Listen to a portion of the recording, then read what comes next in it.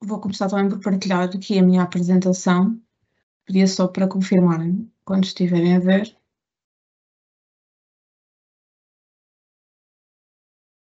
Não sei se já conseguem ver. Não. Ainda não. Estamos.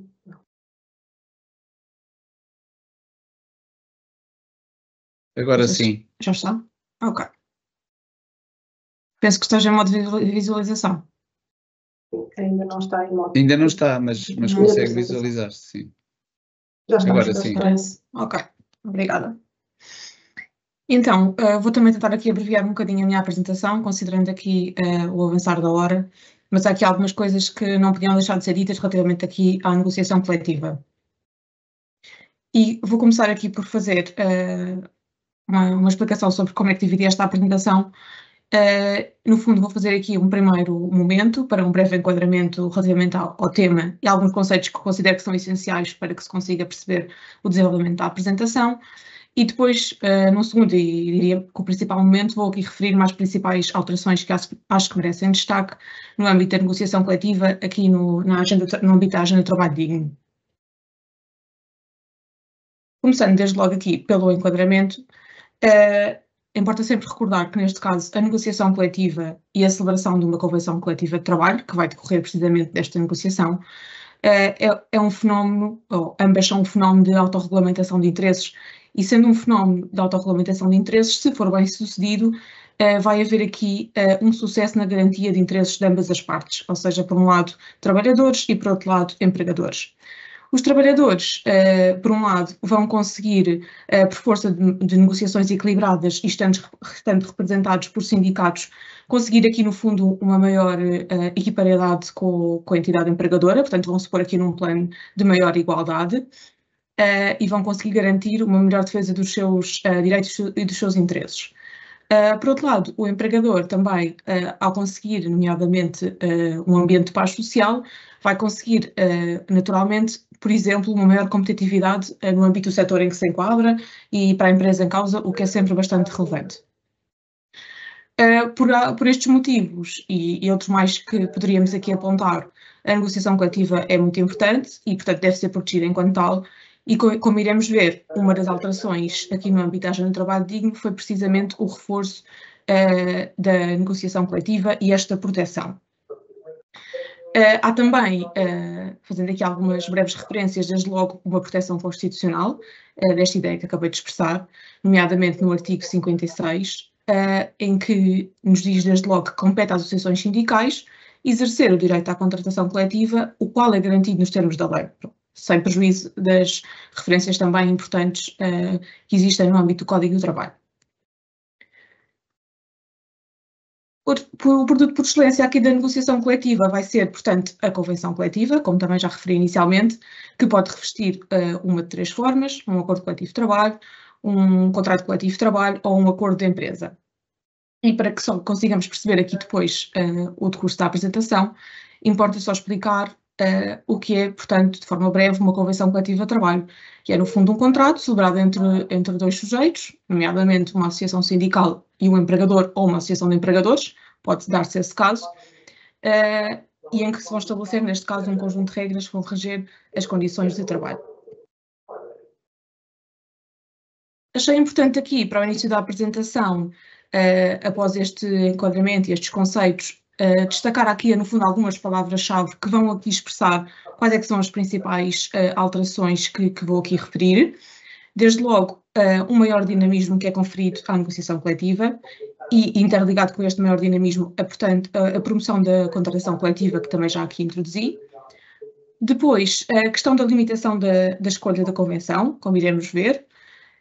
Uma importante questão relacionada com a fundamentação da denúncia da convenção, o tema da sobrevigência e cessação e suspensão da convenção. Vou abordar outros temas, mas são aqui alguns para que tenhamos aqui um panorama geral destas principais alterações.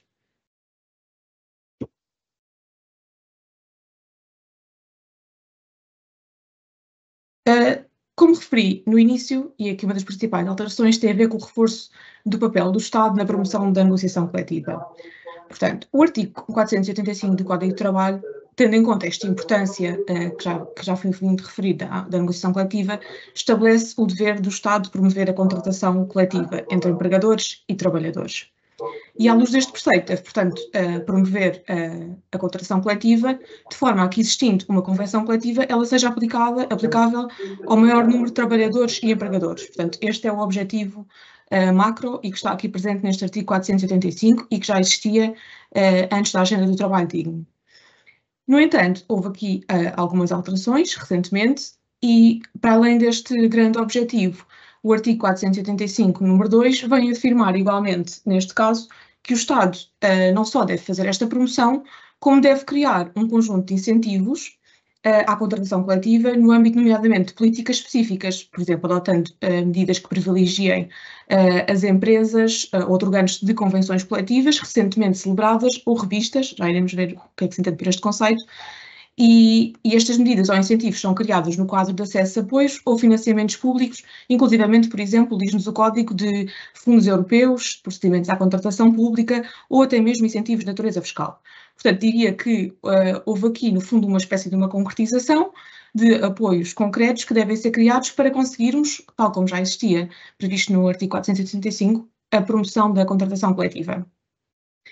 E estes apoios, como vimos, devem ser atribuídos a empresas com convenções recentemente celebradas ou revistas e também para que consigamos perceber o que é que são convenções recentemente celebradas ou revistas, o legislador veio esclarecer, no âmbito desta mais recente reforma, o que é que se considera como este conceito, dizendo-nos que são aquelas que são outorgadas ou que foram renovadas no período de 3 anos. Portanto, esta é aqui a grande alteração no âmbito do reforço da promoção da negociação que queria aqui deixar de forma breve para que consigam ter uma perspectiva geral.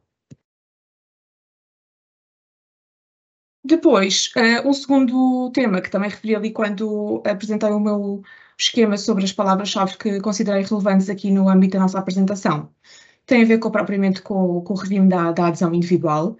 Portanto, não me vou alongar na explicação deste regime, mas há aqui algumas referências que tenho que fazer para conseguir explicar aqui a nova alteração.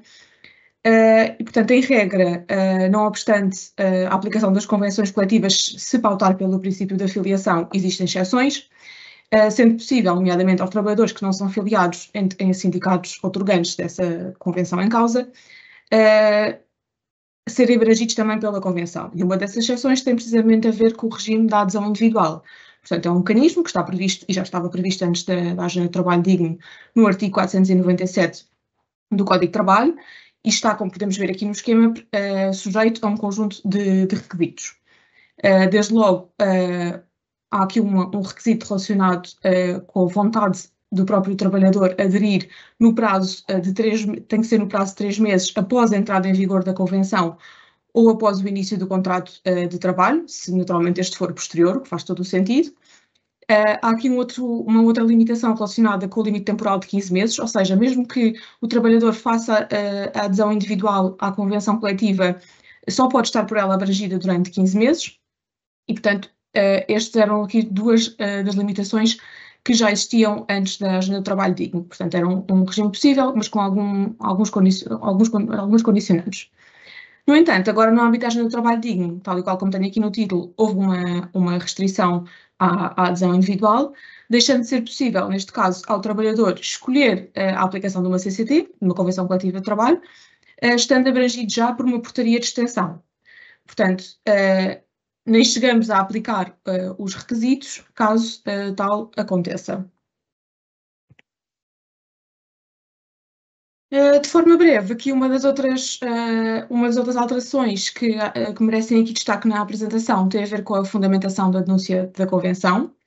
Portanto, nos termos da lei, qualquer uma das partes pode vir denunciar uma Convenção Coletiva de Trabalho. Por exemplo, se estivéssemos a falar, para que se entenda melhor, de uma convenção com um prazo, imaginemos, de 36 meses. Qualquer uma das partes, no final daquele período, podia vir denunciar a convenção, por exemplo, opondo-se à sua renovação, se fosse o caso. No entanto, nós não estamos a falar aqui de uma situação de uma denúncia imotivada, não é uma situação em que estamos a falar de uma denúncia que não esteja sujeita ao princípio do consensualismo. Nós temos aqui regras claras, nomeadamente no artigo 500 do Código de Trabalho, como referi aqui no meu PowerPoint, e, portanto, a denúncia deve ser motivada, quase como se estivéssemos a falar de uma resolução, deve seguir a forma escrita, deve ser acompanhada de uma proposta global de revisão da convenção coletiva de trabalho que está em causa e também, aqui muito importante, e aqui a grande questão, deve ser acompanhada de um fundamento quanto a motivos de ordem económica, estrutural ou dos ajustamentos do regime da convenção denunciada. Portanto, não está em causa denunciar só por denunciar e apresentar uma nova proposta global, como referi. Está em causa também, e essencialmente, a necessidade de haver a fundamentação nestes termos que referi, sem prejuízo do restante procedimento, nomeadamente o envio à parte contrária, ao Ministério do Trabalho, que é aqui necessário. O Código de Trabalho também nos diz que não é considerado como mera denúncia a mera proposta de revisão da Convenção, não determinando, neste caso, a aplicação do regime de sobrevigência e caducidade. Portanto, mais uma vez aqui a importância de fundamentarmos para estarmos perante uma verdadeira denúncia. Se a denúncia não for fundamentada, ou mesmo que exista uma fundamentação, se a parte contrária entender que esta fundamentação não cumpre nomeadamente com estes requisitos que referi, portanto não estamos aqui para uma fundamentação feita nos termos da lei, a sua validade neste caso vai poder ser questionada pela contraparte. Portanto é muito importante termos isto em consideração e a denúncia ser feita nestes termos aqui que foram introduzidos pela Agenda de Trabalho Digno. Também, quanto ao regime da sobrevigência, já existia este regime da sobrevigência, portanto, a cessação por caducidade da convenção coletiva decorrente da respectiva denúncia, neste caso, não é automática, e se pensarmos, tal e qual como referi no início da apresentação, que o Estado promove a negociação coletiva, entende que a negociação coletiva é positiva, que tem benefícios para os trabalhadores, para a entidade empregadora e, diria, para a própria economia nacional, o legislador, depois de existir uma situação de denúncia da Convenção, cria esta sobrevigência legal, o que faz que a Convenção dure um período mais prolongado de tempo, para além da sua convenção, para além da sua duração convencional.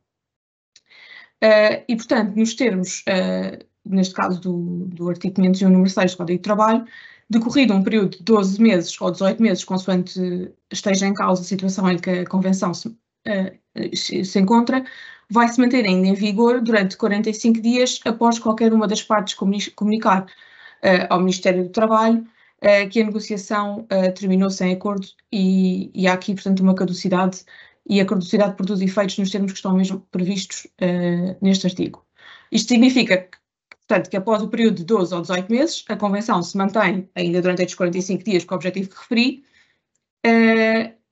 após o qual caduca, e aí sim há uma verdadeira publicação da caducidade, ou como refiro aqui no PowerPoint, ou decorridas de prazo de deferimento tácito. Portanto, temos aqui no fundo o fim de um ciclo com toda a certeza.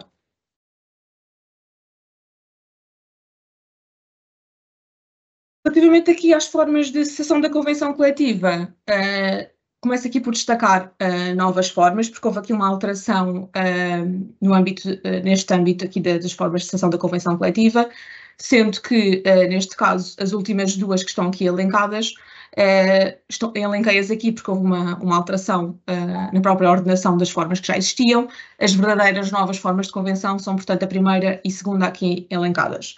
E, portanto, o Código de Trabalho passou a prever duas novas formas de cessação da convenção coletiva, a decisão judicial transitada em julgado e a cláusula convencional expressa sobre a cessação da convenção coletiva. Portanto, também é aqui um regime que importa termos noção que foi alterado, caso necessitemos de consultar e aplicar. Depois, aqui um outro tema tem a ver com a própria subsidiariedade, ou seja, aqui estou-me a referir, se quiserem também acompanhar, ao artigo 515 do Código de Trabalho.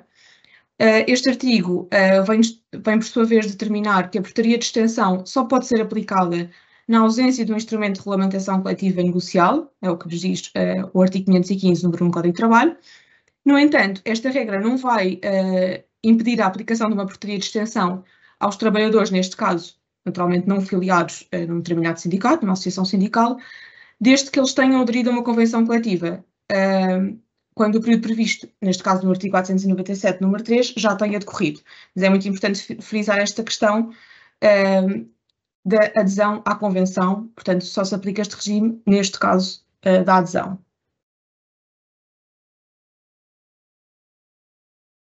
Também aqui no âmbito do procedimento para a aprovação das portarias de extensão, houve aqui uma alteração, que tem precisamente a ver com o alargamento da oportunidade de oposição.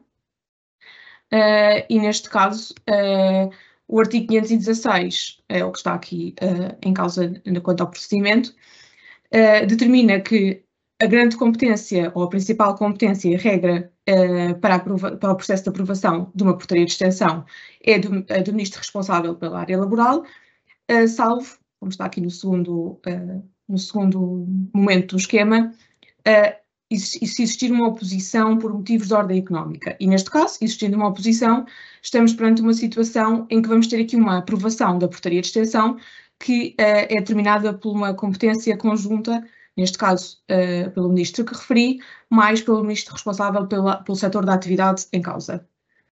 Em termos de procedimento, vai haver um pedido para publicação, uma vez aprovada a portaria de extensão, no Boletim de Trabalho e Emprego, como acontece com as convenções coletivas de trabalho, e qualquer pessoa, singular ou coletiva, que possa, neste caso, obviamente, ser direta ou indiretamente afetada pela extensão, pode deduzir a oposição fundamentada por escrito após a publicação do projeto.